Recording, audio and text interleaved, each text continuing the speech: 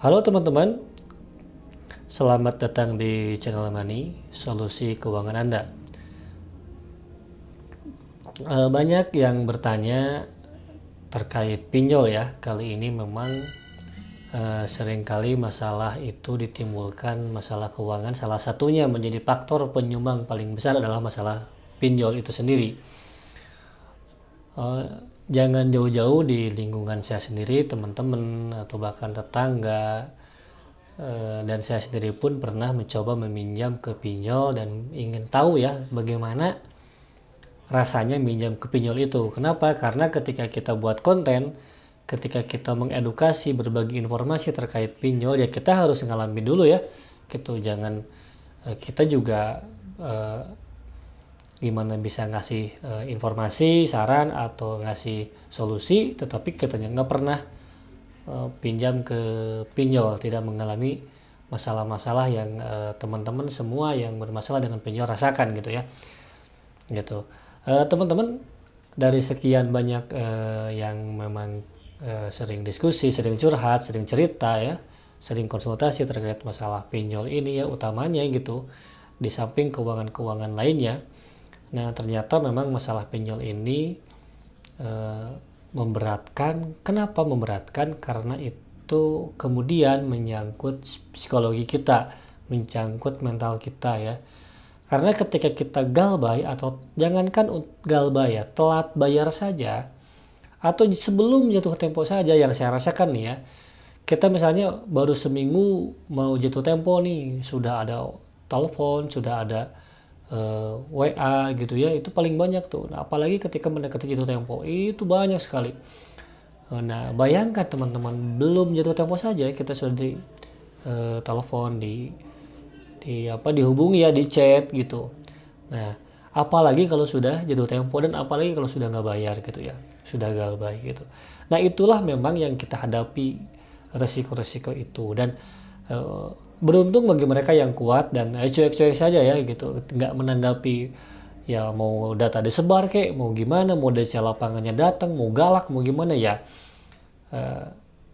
cuek saja, santai saja ya gitu. Mereka kuat mentalnya. Nah, kalau yang begitu itu bagus mungkin ya, bisa menghadapinya dengan caranya gitu.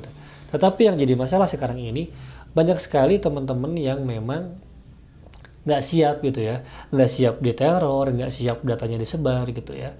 Ada beberapa temen yang memang datang dan ngobrol, mereka gelisah ketika, atau mereka itu diteror, atau mereka itu sebetulnya niat untuk membayar, tetapi ketika datang DC lapangannya dan bahasanya atau kata lain barbar lah ya gitu, nggak tertib gitu. Nah, akhirnya dan ketika dikonfirmasi ternyata datanya sudah disebar, dan teman saya ini atau yang konsultasi ke kami ini, dia mengurungkan niatnya untuk membayar. Kenapa? Karena ya itu tadi, percuma saja data udah disebar ya, semua orang di kontaknya udah tahu, saudaranya, tetangganya, temannya gitu sudah tahu ya, masalah dia memiliki utang ke pinjol, ya ngapain juga dibayar gitu ya. Nah, akhirnya dia kepikiran terus gitu, karena datanya disebar dan banyak orang tahu dia pinjam ke pinjol. Nah, teman-teman, untuk mengantisipasi masalah itu, nah teman-teman yang sudah terlanjur pinjam ke pinjol, ya kita tinggal temukan caranya untuk membenahi mindset dan mental teman-teman ya, supaya jangan down gitu, maksudnya ketika ada teror, ada DC lapangan gitu, supaya jangan down, kita bisa menghadapinya sekalipun yang barbar. Nah, teman-teman, untuk yang barbar itu pun sebetulnya tidak diperbolehkan ya, ketika kita melihat aturan di OJK. Nggak boleh cara pendagihan itu yang barbar, yang kasar ya, jangankan apalagi dengan kekerasan ya gitu, tidak sopan saja itu nggak boleh ya gitu. Resiko dari mereka bahwa banyak yang macet ya pembayaran utangnya gitu, banyak yang kredit macet. Kenapa? Karena memang resiko bagi mereka itu ya tanpa agunan kita ya. Kita minjem cuma modal KTP aja, cuma modal nomor telepon, dan verifikasi katakanlah seadanya, lalu di ACC mudah cair tadi ya, kita dapat uang gitu. Semudah itulah kita pinjam ke pinjol, dan risiko bagi mereka itu banyak kredit macet, risiko buat kita data disebar. Nah, jadi mungkin itu bagi mereka seimbang. Kita dipermalukan, nah tetapi mereka mudah-mudahan mereka bangkrut ya.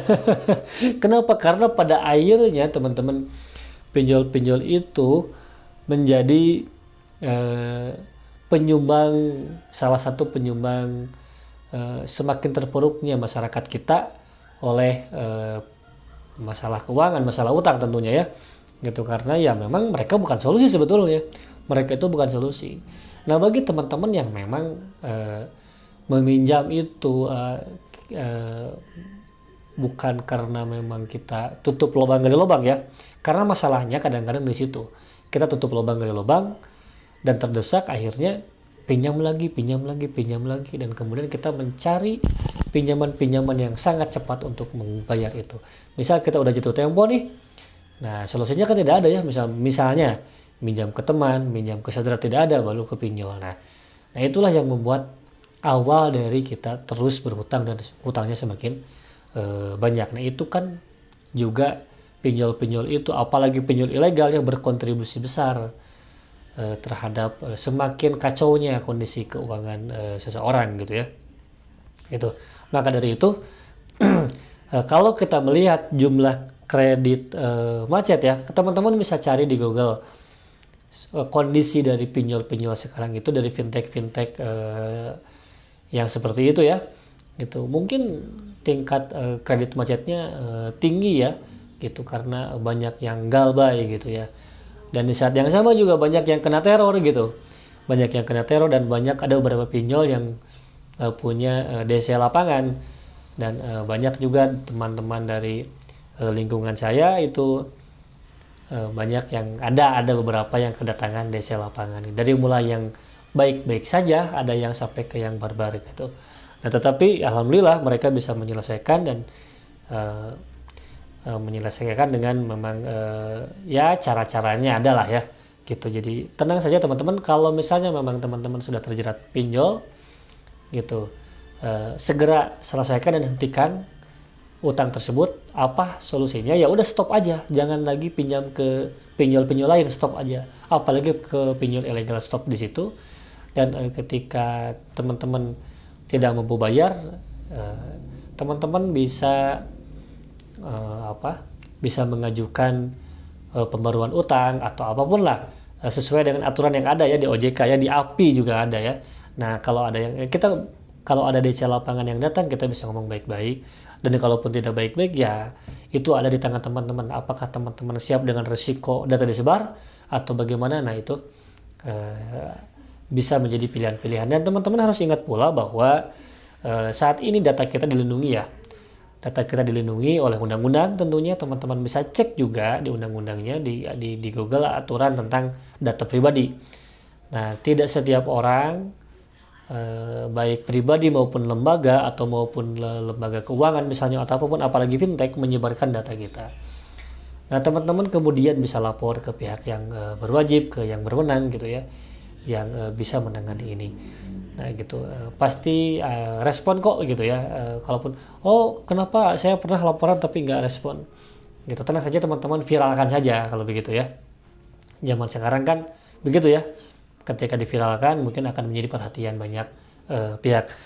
Nah teman-teman, itu saja untuk informasi kali ini. Semoga informasi ini membantu, dan kita sama-sama saling mengingatkan, stop pinjol, stop gali lubang, tutup lubang ya. Hampir semua pinjol itu mirip-mirip lah ya, beda-beda tipis gitu ya. Oke, terima kasih.